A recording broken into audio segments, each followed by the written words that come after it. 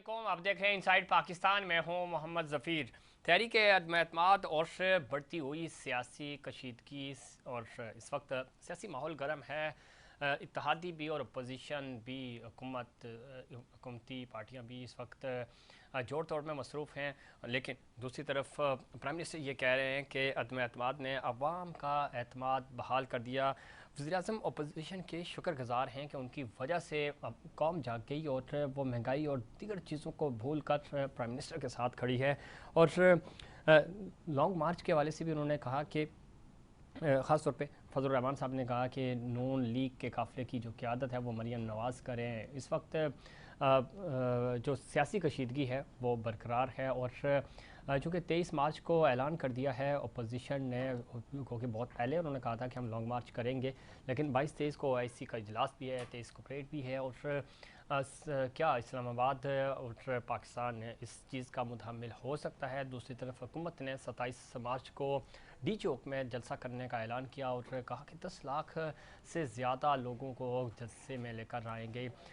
इस पर चौधरी शुजात हुसैन ने कहा कि दोनों तरफ से हुकूमत और अपोजिशन की जानिब से इस तरह की जो कॉल्स हैं उनको मनसूख किया जाए और मुल्क के बसीतर मफाद में जलसे जुलूस और रैलियों से गुरेज किया जाए। इस वक्त मुल्क इन तमाम चीज़ों का मुतहम्मिल नहीं हो सकता।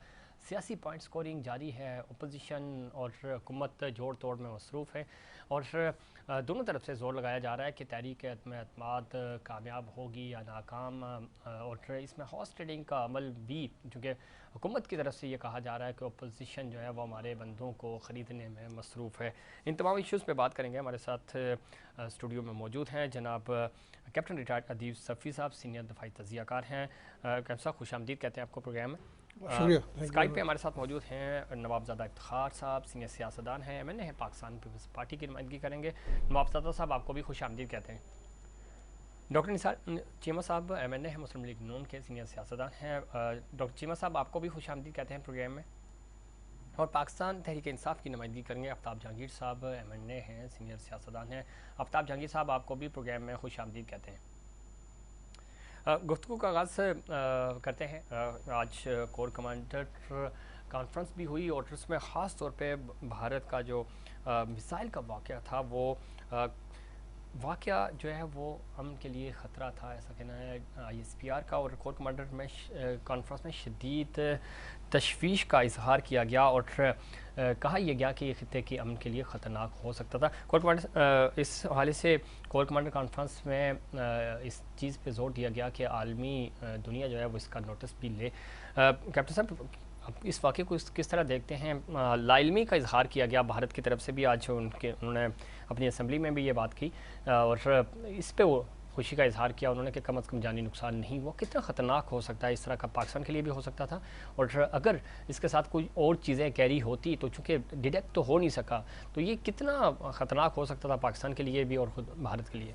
ये बहुत शुक्रिया। ये बहुत ही इम्पोर्टेंट एस्पेक्ट है इस तमाम वाक़े का जब से हुआ है और मुख्तलिफ इस पर रायज़नी हो रही है, लेकिन मेरी नज़र में ये बहुत ही सीरियस था।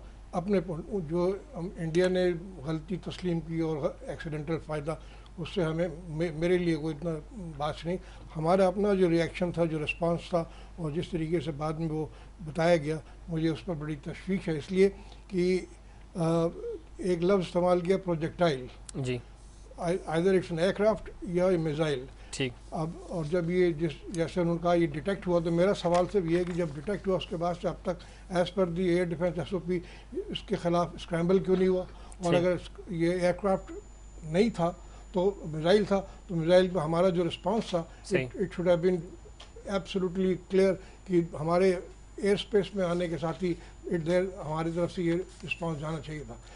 बाद में ये जो ब्रीफिंग की गई और सारा इसके ताने बाने जोड़ के बताए गए, मेरी नज़र में इसमें कोई वज़न नज़र नहीं आ रहा, बिकॉज बहुत ही ख़तरनाक ये हो सकता था if it was carrying a warhead और maybe nuclear warhead, maybe conventional warhead, हमें बड़ा नुकसान उठाना पड़ता। तो ये तो आपकी जो फर्स्ट स्ट्राइक कैपेबिलिटी पॉलिसी है या सेकंड स्ट्राइक, उसके हिसाब से आपके जो रिस्पॉन्स है, the moment it comes in with in 10 kilometres of your this thing, आपका एक रिस्पॉन्स आना चाहिए था। सही। इंडिया ने भी जो गलती की तो फ़ौरन कोई हॉटलाइन पे आपको फ़ोन करके नहीं कहा कि साहब मत मत परेशान हो, गलती हो गई है। सही। ये गिर नहीं गया पता, आगे। दोनों तरफ से नहीं चला, उनको भी नहीं पता था कि हमारी चीज़ इधर गिरेगी और इनको भी नहीं पता था कि कुछ चीज़ आके गिरी है। ये मुझे नहीं, वो उनको क्यों नहीं पता, उनको तो डायरेक्शन चेंज हुआ तो उनको तो पता चलेगा कि किधर गया। हमारे पास जो जिस तरीके से जब गिरा है तो पहले जो वहाँ के जो लोग जमा हो गए उन्होंने कहा साहब ये कोई ड्रोन गिर गया क्या हुआ। उसके बाद वहाँ पर सिक्योरिटी वाले पहुँचे, उन्होंने बताया नहीं ये तो कोई और चीज़ है। तो फिर ये बाद में मुजदा खोला कि ये तो उनका मिसाइल है। तो इसलिए ये चीज़ मेरे लिए बड़ी तशवीश का बायस है कि ये रिस्पांस जैसा कि 27 फरवरी को हमने किया था, सही उसी तरह का क्विक रिस्पांस उसी का रिस्पांस इसी तरीके this wanted because this is very serious thing. आप एक मिसाइल आपकी तरफ आ रहा है ना, आप उसको नॉट नोइंग कि इसमें क्या चीज़ है, आप we should have responded accordingly. ठीक है। अब इस पर बिल्कुल आपने बहुत अच्छी बात की और फौरी तौर पे इस पर रिस्पॉन्स करना चाहिए था। ज़ाहिर सिक्योरिटी इशूज़ बड़े सिक्योरिटी कंसर्न्स होने भी चाहिए। तहरीक एतमाद पे बात करते हैं। आफ्ताब जहांगीर साहब मैंने है PTI के हमारे साथ मौजूद है। आफ्ताब जहांगीर साहब किस तरह देखते हैं, आज प्राइम मिनिस्टर ने बड़ी धुआंधार तकरीर भी की और ओवरसीज़ पाकिस्तानियों से वो खिताब कर रहे थे और उन्होंने ये बात कही कि बहुत अच्छा हुआ, वो शुक्रगुजार हैं अपोजिशन के कि अदम एतमाद ने अवाम के एतमाद को बहाल कर दिया। आप बड़ा कॉन्फिडेंट लगते हैं प्राइम मिनिस्टर, दूसरी तरफ अपोजिशन भी कॉन्फिडेंट हैं, वो ये कह रहे हैं नंबर हमारे 200+ हैं। प्राइम मिनिस्टर ये कह रहे हैं कि नंबर हमारे पूरे हैं। असल में इश्यूज़ क्या हैं और आप इतने कॉन्फिडेंट क्यों हैं कि आपके पास से जो 178 के नंबर्स हैं वो बरकरार रहेंगे?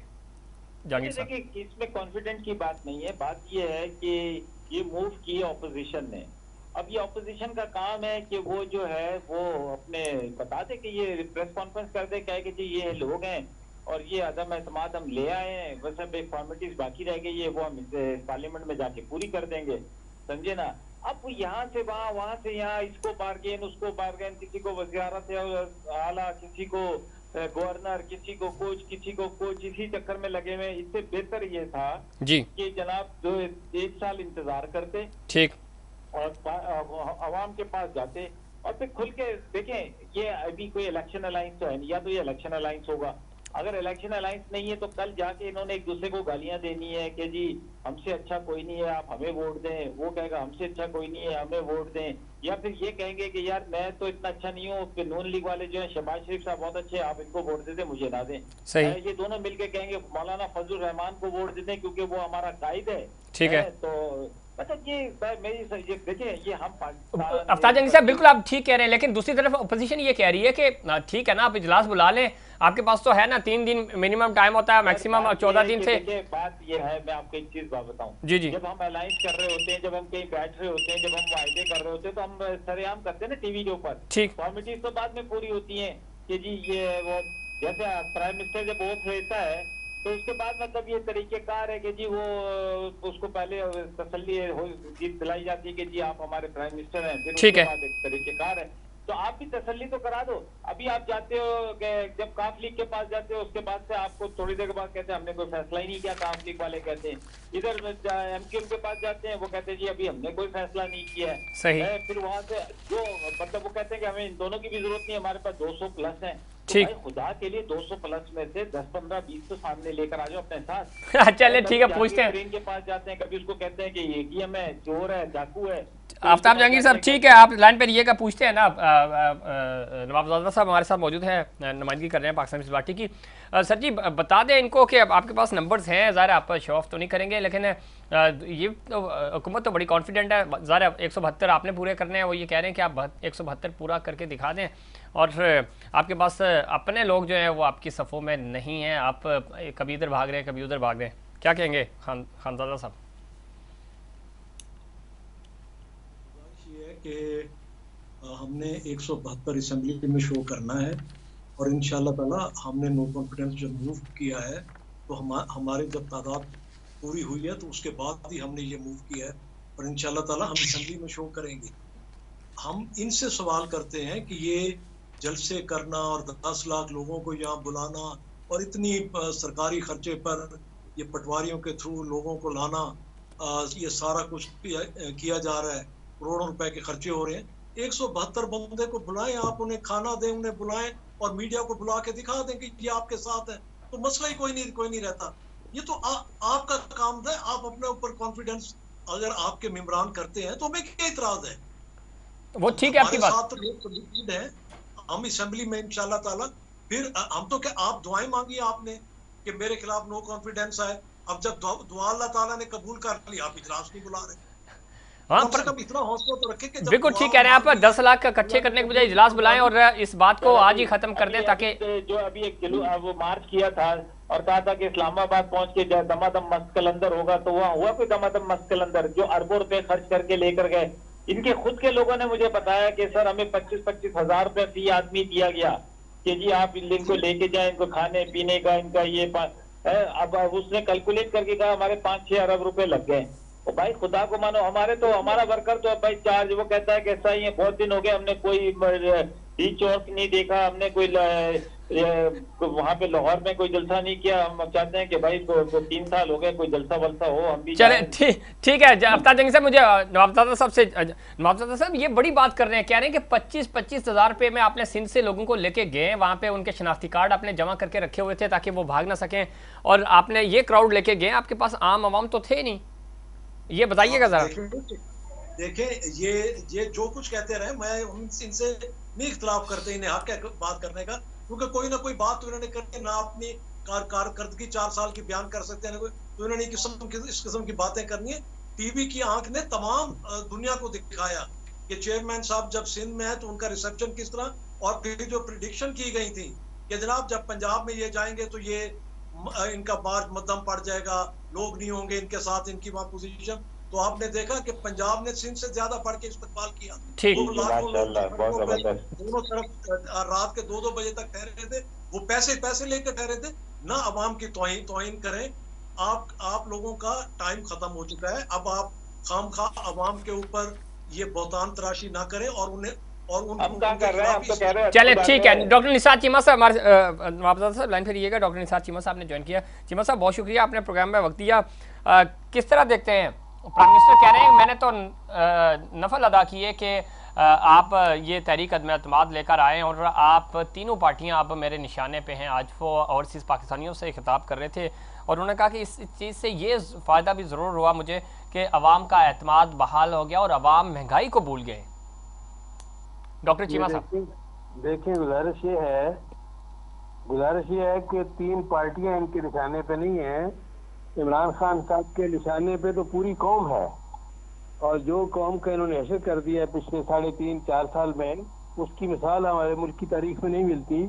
और यही वजह है कि अवाम के गज़ब का ये निशाना बन रहे हैं। अवाम का गुस्सा आप देखें, बाहर निकल के देखें तो सही, वो जो कहते हैं कि कहती है तुझको खल्क़ खुदा गायबाना क्या, लोग आपके बारे में क्या कह रहे हैं, आपके लीडर के बारे में, आपकी हुकूमत के बारे में, जो गैर पार्लिमानी जुबान अपने गुस्से की बिना पर वो इस्तेमाल कर रहे हैं, हम तो दोहरा ही नहीं सकते। मैं और नवाब साहब तो हम वो जुबान दोहरा ही नहीं सकते, सच्ची बात ये है। और अवाम का गुस्सा जो है वो इस अरूज पर है। देखिए, उनको जब भी मौका मिलेगा उन्होंने इनके मजालम का बदला लेना है। मजालम जो इन्होंने अवाम पे ढाए हैं महंगाई और बेरोजगारी की शक्ल में, जिसने अवाम की चीखें निकलवा दी हैं। अवाम तो ये कि कानों को हाथ लगा रहे हैं, अवाम के सब्र का पैमाना लबरेज हो चुका है। और अवाम को जब भी मौका मिला है, आपने देखा नहीं कि 18 के बाद 2018 के बाद जितने ज़िमनी इलेक्शन हुए उनके नताइज आपके सामने है। कैंटोनमेंट बोर्ड के इलेक्शन के नताइज आपके सामने है। केपी के जो बल्दियाती इलेक्शन है उनमें भी है कि आपने देखा है कि अवाम ने इनको यकसर मुस्तरद कर दिया है। आइंदा इलेक्शन में कौम ने पीटीआई को निशाने इबरत बना के रख देना। और मेरी बात याद रखिए, जिस बिना पर इनके पीटीआई के अरकान असेंबली और इनके इत्तेहादी छोड़ रहे हैं, उसकी वजह यह है कि आइंदा इलेक्शन में पीटीआई का जो इंतखाबी निशान है, ये बल्ले का निशान, वो शिकस्त और रसवाई का सिंबल होगा। ठीक, लेकिन डॉक्टर चीमा साहब, प्राइम मिनिस्टर आज ये कह रहे थे कि आपने तहरीक एतमाद तो नाकाम होनी ही है, साथ ही साथ 2023 के इलेक्शन से भी आपको हाथ धोना पड़ेगा। प्राइम मिनिस्टर इस बात का दावा कर रहे हैं।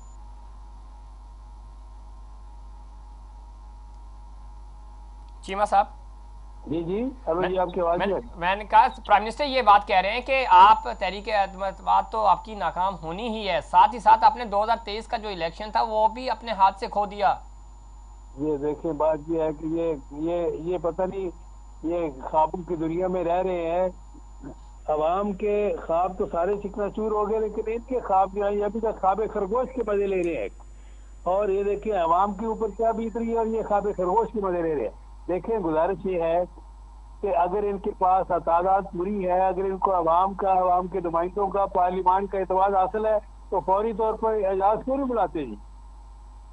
हम ये हमें ये धमकियां दे रहे हैं कि हम ये है कि लोगों का मजबा इकट्ठा करेंगे और जिन्होंने हमारे खिलाफ तरीके से वोट देना है उन्हें हमारे मजबे में से गुजर के जाना पड़ेगा।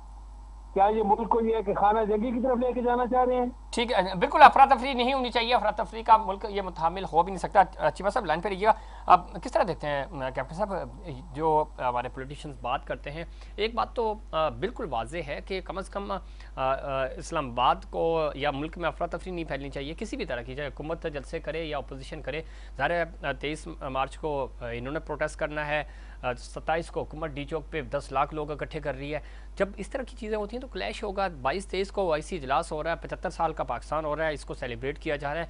तो ये वसी तर मफाद में दोनों, हुकूमत तो अपर एंड होता है, हुकूमत को बैक एंड पे पीछे चटना चाहिए ताकि अपोजिशन भी अपना मनसूख कर सके जलसा। जब हुकूमत अनाउंस कर रही है तो ज़ाहिर अपोजिशन भी तो मैदान में आएगी। देखिए ये जो वोट ऑफ नो कॉन्फिडेंस का जो मसला है, सही, इसको तो आप जैसे कह रहे हैं पार्लियामान में लेके जाके जिस दिन भी होगा एक दिन में वाज़े हो जाएगा कि और जिम्मेदारी जैसा कह रहे हैं कि जिसने फाइल की उनकी जिम्मेदारी अपने आदमी पूरे करने के लिए। ठीक है।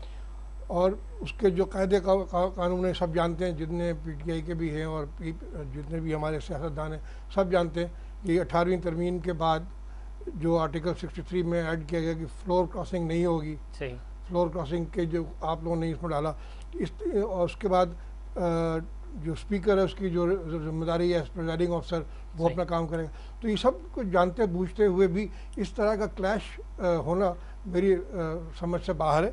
इसलिए कि ज़्यादातर जो इल्ज़ामात लग रहे हैं वो कंजेक्चरल हैं, वो आप कह रहे हैं ज़बान से आप कह दें, कोई उसका कोई प्रूफ, कोई सबूत तो है नहीं। ठीक। तो इसलिए अगर सही मानों में जुमला जो इस्तेमाल करते हैं कि कौम का और मुल्क के बेहतर मफाद में, तो बेहतर मफाद तो ये है कि इस मौके पर एक मेच्योरिटी का मुजाहरा किया जाए। बिल्कुल ठीक और है। इसको आप ख़ास करके दो जो इवेंट्स होने वाले हैं, एक OIC का इजलास होने वाला है, फिर 23 मार्च की परेड है, इसमें लोग यहाँ पर ज़रूरी है कि आप इतने पुराने लोग हैं, मुल्क के साथ आप लोगों ने हुकूमतें की हैं बारी बारी आके सारा कुछ, यू शुड बी वरीड कि ये हम क्या इमेज दे रहे हैं बाहर को। सही। और दूसरी चीज़ सबसे बड़ी मेरे लिए जो कंसर्निंग बात वो ये कि जो फॉरेन पावर्स हैं जिनका अपना एजेंडा है, वो उनका आप किसी तरीके डायरेक्टली या इनडायरेक्टली आप उनके हाथ में खेल रहे हैं, because they want to destabilise this country. ये बाहर का बिल्कुल एजेंडा है। लेकिन ये देखिए ना, अगर प्राइम मिनिस्टर हुकूमती जमात 10 लाख या 10 करोड़ लोग भी जमा कर ले और अपोजिशन भी 10 करोड़ बंदे इकट्ठे कर ले, इससे क्या फ़र्क पड़ना है? मामला सारा पार्लियामेंट के अंदर का है। जलसा किसका बड़ा होगा, इससे तहरीक अदम-ए-एतमाद नाकाम या कामयाब नहीं होगी। वो है अंदर अपने अंदर बैठ के काम करना है, तो वो इजलास वो करे ताकि लोग भी डिस्टर्ब ना हो, चीज़ें ना हो, और इजलास बुलाएं और ख़त्म करें। बिल्कुल होना यही चाहिए। लेकिन जो अभी ये जो जलसों का सिलसिला शुरू हुआ है, ये एक परसेप्शन क्रिएट किया गया मुख्तलिफ चैनल्स पर मुख्तलिफ लोगों के ज़रिए कि उनकी पॉपुलैरिटी का ग्राफ हो गया काम, और महंगाई हो गई और ये हो गया और वो हो गया, जिसका कोई मैं भी कह दूं कि जब मैं 12 साल का था तो वहाँ पर ₹1 आने गैलन पेट्रोल मिलता था, अब इतने का मिल रहा है। तो ये तो हर साल महंगाई बढ़ती रही है। इसलिए बेहतर ये है कि बजाय ये मफरूज़ों पे और एक दूसरे के साथ क्लैश करें, ठंडे होकर डायलॉग की तरफ आना चाहिए। ठीक है, वक्त बाद नाज़रीन यहाँ ब्रेक के बाद हम बात करेंगे कि डायलॉग क्यों नहीं हो सकते सारे मामले में। और इससे पहले भी तहरीक अदम-ए-एतमाद पेश की गई, लेकिन उनका हल निकला, वो तरीके से उनको हैंडल किया गया। इस दफ़ा थोड़ा सा एक्सट्रीम पॉइंट्स क्यों हो रहे हैं, और ख़ासतौर पे हुकूमत, जब फाकी हुकूमत की प्राइम मिनिस्टर की ज़िम्मेदारी होती है, ज़ाहिर है आप मुल्क के सरबराह हैं, तो आपको मामला मफाहमत से आगे बढ़ाना चाहिए। लेकिन इस पॉइंट पे हमें ये चीज़ें नज़र आ रही हैं कि ज़्यादा एग्रेशन हैं हुकूमत की तरफ से, और वो एग्रेशन क्यों है? क्या इसके पीछे कोई उनको अपनी नाकामी का डर है या किसी और चीज़ का प्रेशर? इस पर बात करेंगे, लेकिन उससे पहले कमर्शियल ब्रेक।